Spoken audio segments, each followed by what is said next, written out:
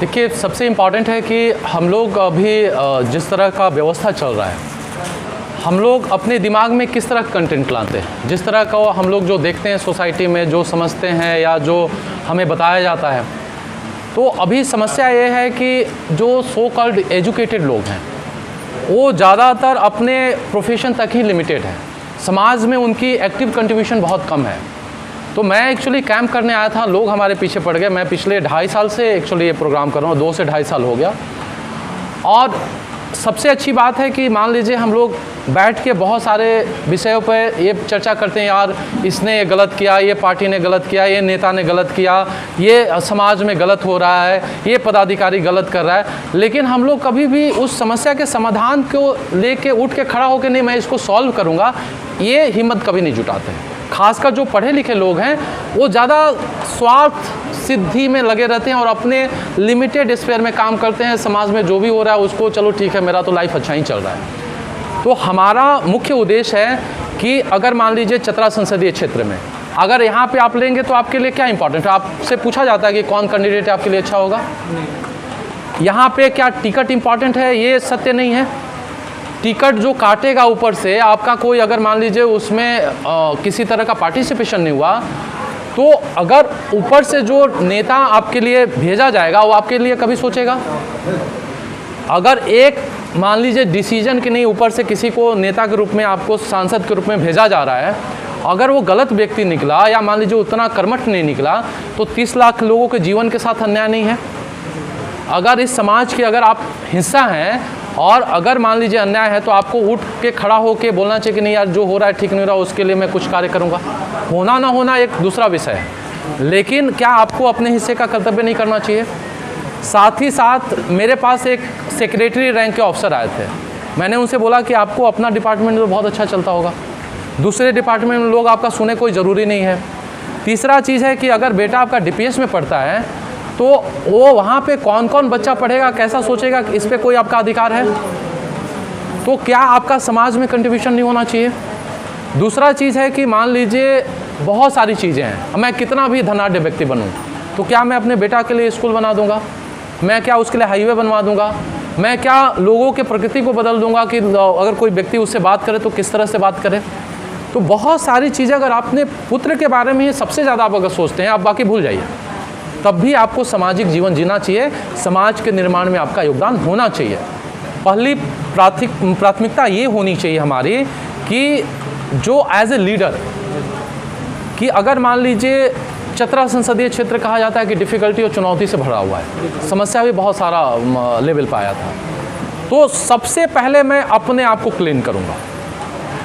पहला क्लीनिंग ये होगा कि मैं इस क्षेत्र से कोई भी अपने स्वार्थ सिद्धि के लिए काम नहीं करूँगा। ये मेरे लिए कोई व्यवसाय या कोई ऐसा नहीं होना चाहिए कि मुझे यहाँ से पैसा कमाना है। इसलिए मैंने क्या बोला, पहला काम क्या होगा, चतरा संसदीय क्षेत्र का जैसे ही मैं सांसद बना, एक प्रतिज्ञा सभा आयोजित होगी कि आपके क्षेत्र से 5 रुपये भी अनैतिक तरीके से मैंने हासिल किया तो मैं अपना चेहरा दिखाने आऊँगा। इसका इम्पैक्ट क्या होगा? अगर आप मान लीजिए उनको प्रवचन देना चाहते हैं, पहले वो क्वालिटी अपने अंदर लाइए।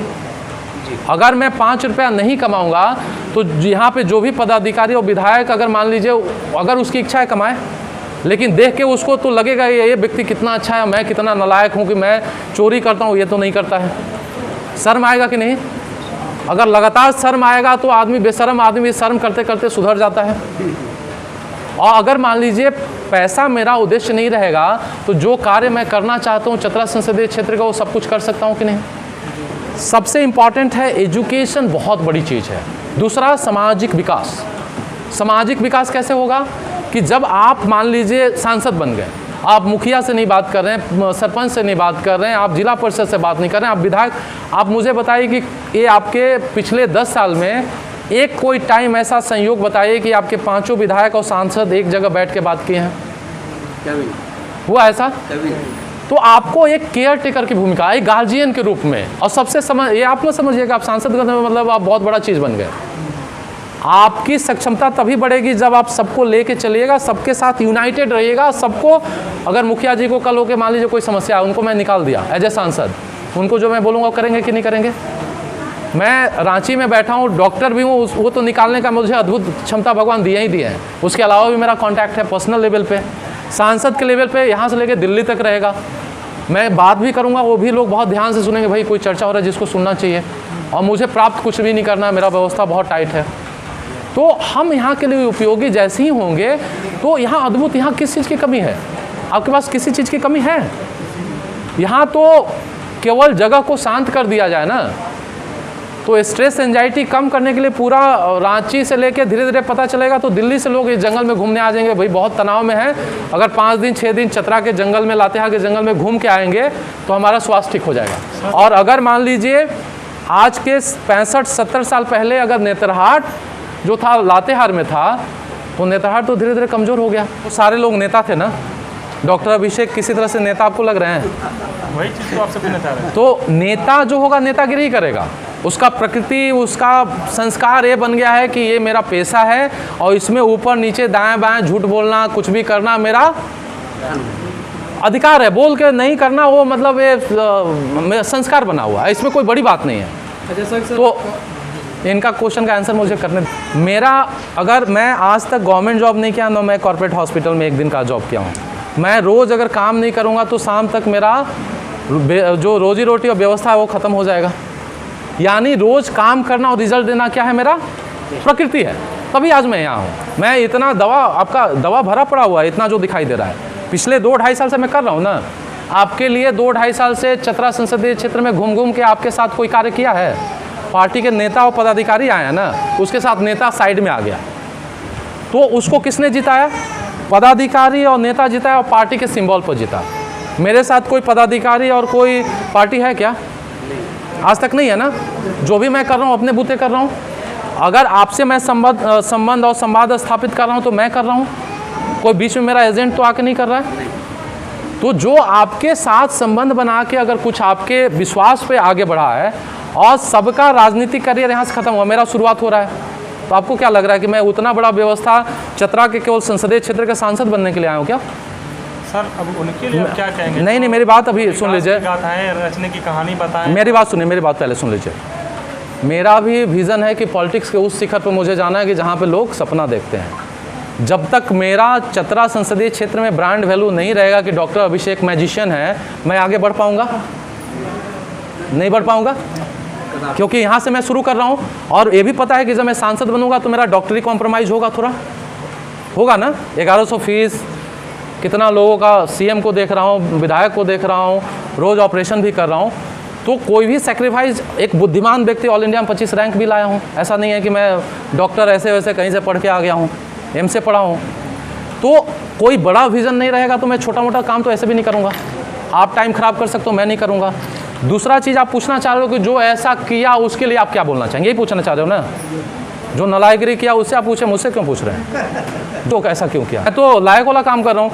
आप इतना लोग हैं, 150-200 लोग हैं, कितने लोगों को सरदर्द, बेचैनी, ये भी बेचारे नींद नहीं आ रहा है, ठीक करके जाऊँगा ना।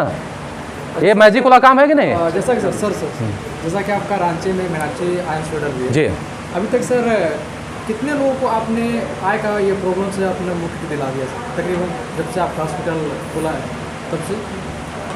आय का जब तक हॉस्पिटल खुला वो मुझे मालूम नहीं, लेकिन चतरा संसदीय क्षेत्र में घूम के लाखों लोगों का इलाज कर चुका हूँ। ये सबसे मुद्दे की बात है। अभी तक सर कहाँ आपकी कैंप हुई है इस तरह का? कहाँ नहीं हुई है पूछो ना। अब कहाँ नहीं हुआ मैं बताता हूँ कहाँ हुआ। आपके एरिया का कुंदा में 2 बार, जोरी में 2 बार, सलैया पंचायत में भी किया हूँ, हंटरगंज में 2 बार, बांका, प्रतापपुर, रुके, इनको भी पता है कि लगभग हुआ है, लगभग नहीं अभी सुनिए अभी। फिर इसके बाद लावालौंग में, वहाँ लहलहा पंचायत है वहाँ पे, ठीक है। इसके बाद सिमरिया, टंडवा, बघरा, कान्हा चट्टी, इसके बाद चतरा। तो कोई ऐसा जगह बचा नहीं कि जहाँ मैं नहीं जाऊँ। इटखोरी में अभी इतना बड़ा प्रोग्राम हो रहा है ना कि 20 लाख का दवा मैं बोला हूँ कि लेके आऊँगा, 20 लाख एक साथ 20 लाख दवा, और डॉक्टर मैं अकेले रहूँगा। 10 लोग आने के लिए तैयार हैं लेकिन मैं अकेले करूँगा। क्यों? क्योंकि मैं लोगों को अब चतरा संसदीय क्षेत्र में, अगर मान लीजिए आप लीडर के रूप में दें, मुझे डॉक्टर के रूप में आप एक्सेप्ट कर लीजिएगा। लीडर के रूप में एक्सेप्ट करने में आपको दिमाग में थोड़ा लगेगा, करें पता नहीं होगा कि नहीं होगा, डॉक्टर साहब बोल रहे हैं, है ना। लेकिन जब वो स्पार्क आप में दिखेगा कि व्यक्ति अभी वो चमत्कार कर सकता है, तो बाद में तो चमत्कार बहुत आसान हो जाएगा, क्योंकि आपके पास चमत्कार करने का व्यवस्था रहेगा, है ना।